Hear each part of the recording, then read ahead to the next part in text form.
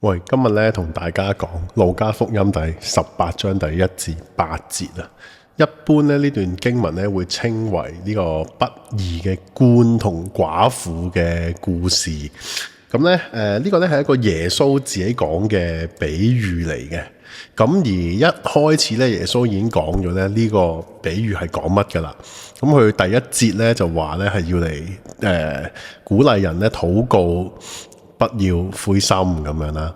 咁所以咧佢個解釋空間咧就相對地會細啲嘅。咁但係都唔緊要，我哋可以照睇下呢個故事講啲乜，咁睇下有冇啲咩新嘢可以諗下啦。咁咧呢段經文咧就分兩部分，第一咧就係嗰個比喻啦，跟住咧就係耶穌再有啲解釋嘅。咁個比喻好簡單嘅啫，佢話咧有一個官，佢唔怕人亦都唔怕神嘅。咁咧有個寡婦咧就去哀佢，幫佢申冤，跟住咧咁啊係咁喺度日餓夜餓佢好多日咧，咁個官都唔肯喎。咁就去到某一日咧，個官就諗住咧唔得啦，佢好煩啊，咁啊要幫佢處理啦咁樣。個比喻咧就去到呢一度完咗，跟住咧神咧唔係應該話耶穌啊，耶穌咧就做咗個對比啊。咁去到第6節咧，咁佢就話：你們聽這不義之官所說的話。跟住咧就講啦，神嘅選民啊，晝夜呼籲佢，他縱然為他們忍了多時，豈不終久給他們申冤嗎？我告訴你們，要快快地給他們申冤了。然而人子嚟嘅時候，遇得見世上有信德嗎？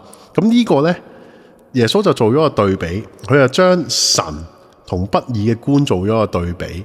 咁就係話不義嘅官啊，佢咁衰，佢都因為呢個婦人纏磨佢，即係煩佢啦，咁啊幫佢申冤啦。咁神咧就一定會快啲為佢嘅百姓申冤嘅。嗰個古仔就係咁講啦。成個比喻同埋個解釋就係咁。咁呢度咧一般啊，通常我哋最 common 見到嘅解釋啊，或者講道咧就會話咧，咁冇啊，咁就係叫人去成日都祈禱啦，唔好灰心啦，就係好似耶穌開始咁講啦，同埋要對上帝有信心，就係咁啦。呢個咧就係最表層嘅解釋嚟嘅，冇錯嘅，因為個經文真係咁講噶嘛，咁你照解釋咪得咯。咁但係當然，如果就係咁嘅話咧，就唔需要再 further 講啦。咁我今日咧都有啲睇法想同大家分享嘅。我認為呢個故事嘅重點呢，係關於一個 delayed justice 嘅一個遲嚟嘅正義啊。咁喺個比喻個入邊呢，佢就係講嘅一個遲嚟嘅正義啦。咁但係其實耶穌嘅解釋呢，佢都係講緊一個遲嚟嘅公義嘅。嗱，因為神嘅選民呢係晝夜呼籲佢啊嘛。跟住嗰句呢，好多時都俾人 skip 咗。他縱然為他們忍了多時，豈不終久為他們申冤嗎？所以咧呢度暗示都唔係暗示，其實都係直接講嘅。上帝咧個 justice 咧都唔係即刻嚟嘅，係會 delay 嘅。而個 delay 咧，佢最後咧就會為佢哋申冤啦。咁我哋呢度咧好容易咧就去理解成為咧係即係我哋要等終極嘅審判啦咁樣嗱。而當我哋去希望嘗試為上帝兜翻嘅時候呢，咁我必須要將殘酷嘅答案話俾你知呢。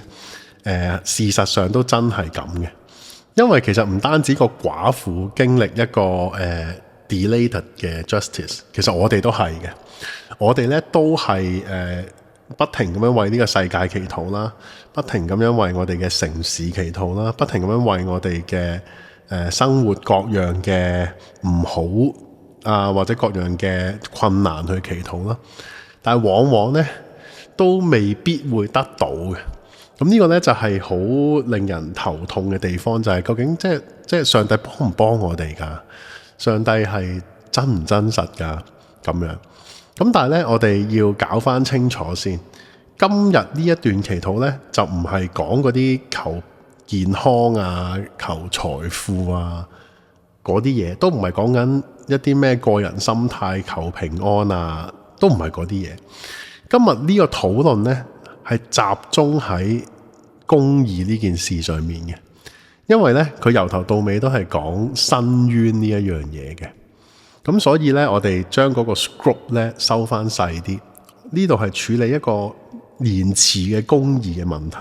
咁所以呢，我哋喺呢段經文裏面，我哋明白咗一個好難明白，即係 sorry 嗰個難嘅意思係即係好難以接受啊嘅事實，就係呢，我哋嘅祈求，例如世界和平咁樣，即係例如某一啲嘅暴力嘅政權要消滅咁樣，呢啲嘢呢，上帝呢係會忍嘅，個意思即係話呢，佢係會 delay 嘅，但係呢，最終呢就係會幫我哋伸冤嘅。咁喺呢度聽到呢一度呢，大家係覺得非常之氣餒，而我都覺得係有啲氣餒嘅，即係原來呢係未必會發生嘅喎，咁樣。嗱，當然啦，經文第8節話呢，要快快地給他們伸冤啦。咁所以呢，佢又有個張力喺度係咪一定要等到末後呢？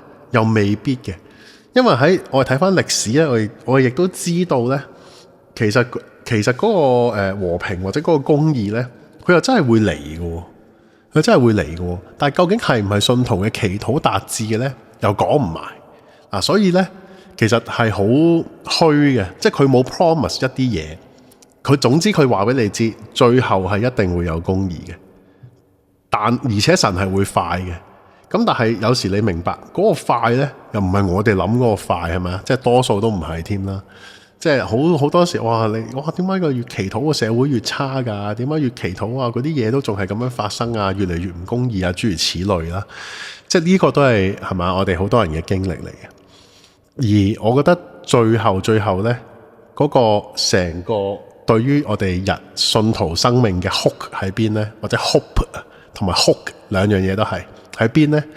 就係呢一段經文最後嗰句，然而人子嚟嘅時候，仲見唔見到世上有信德 faith 啦，即係對上帝嘅相信啦。所以呢，耶穌最後嘅 challenge 同埋佢一開始講嘅嘢呢，其實係 consistent 嘅。一開始第一節呢，佢話呢個比喻呢係要同人講係不可灰心啊嘛。而最後佢就係問呢個世界上有冇信德？呢兩樣嘢其實係通嘅。點解會灰心啊？祈極都冇啊嘛，祈嚟祈去都冇啊嘛，一路都冇公義啊嘛。即係唔單止 delay， 你係覺得睇唔到啊嘛。你會見到惡人越嚟越囂張啊嘛。你見到嗰個迫害係越嚟越勁啊嘛。即係當你以為呢個世界上冇殉道者嘅時候，原來係有人殉道噶。係而家都仲發生緊噶，係講緊殺基督徒噶，係講緊捉教會領袖去坐監噶，唔係講緊喺嗰啲咩非洲偏遠部落，大國都係咁，呢啲嘢發生緊。我哋見唔到嗰個上帝嘅保守，我哋見唔到上帝有保護佢嘅僕人，我哋見唔到公義嘅降臨。呢啲嘢呢，原來咧喺歷史上係一路都係咁嘅，即係基督徒。一路都係受迫害，即係當然唔係話其他人冇，即係嗰啲唔係基督徒嗰啲唔關事啦。但係我哋今日講翻基督徒呢個 subject 先 ，OK？ 咁但係呢，翻嚟嗰個 hook 係啲乜呢？原來上帝揾嘅呢，就係揾佢再嚟嘅時候，究竟有冇信德呢？原來最後呢，都係講緊呢啲嘢呢係唔一定發生嘅。但係上帝咧係會 look for 咧 faithful 嘅人，上帝係會 look for 繼續堅持尋找佢嘅人。所以今日咧，其實我哋兜咗咁大個圈咧，我哋都係翻去第一節嘅結論，就係常常禱告，不要灰心。而我哋成日咧都淨係睇到常常禱告，我哋冇諗清楚灰心呢個問題。灰心係點嚟嘅咧？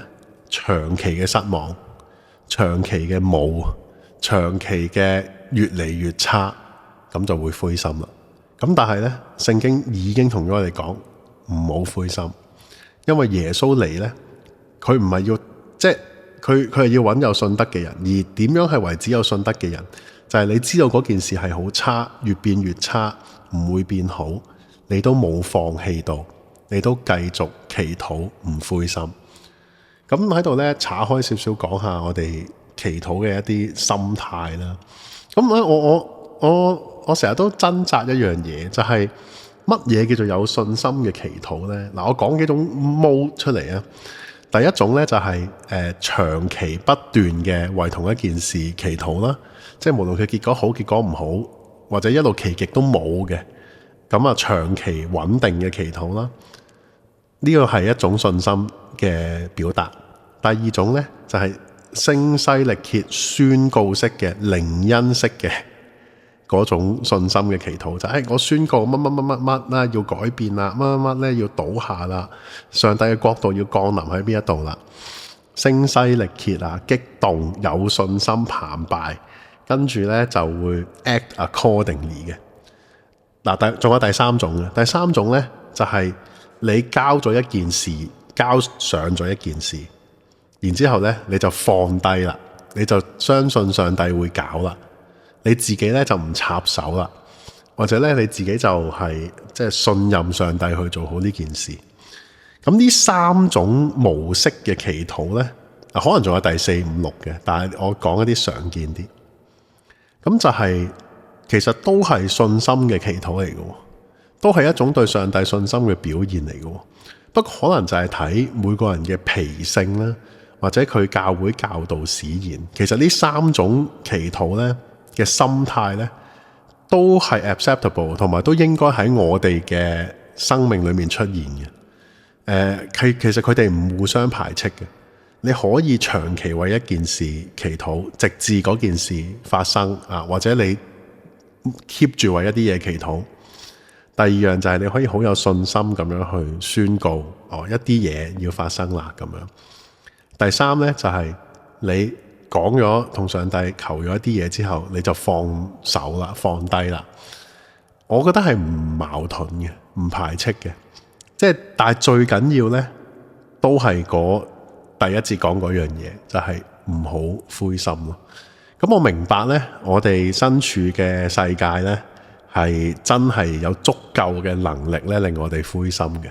即係我以我哋教會為例啦，我哋由創會到而家超過11年啦，我哋有啲祈禱係冇停過嘅，即係為社會、為世界和平、為一啲冤獄啊，為一啲公義嘅伸張，我哋冇停過。但係我哋咁多年嚟都冇見到嗰啲嘢變好，而我哋喺我哋嘅禱告裏面都係表達失望嘅，都係表達佢點解冇噶咁樣。咁但係唔緊要，持續做呢一樣嘢，繼續做，因為 at the end 咧唔係睇嗰樣嘢成唔成就 ，at the end 係上帝嚟嘅時候見唔見到有 faithful 嘅人，你 faithful 唔 faithful 係重要過嗰啲嘢實唔實現嘅。即係我知道咁樣講呢，好似有啲殘忍同埋有啲冷血咁，但係我哋嘅相信呢，就係神最終呢係會幫人伸冤嘅。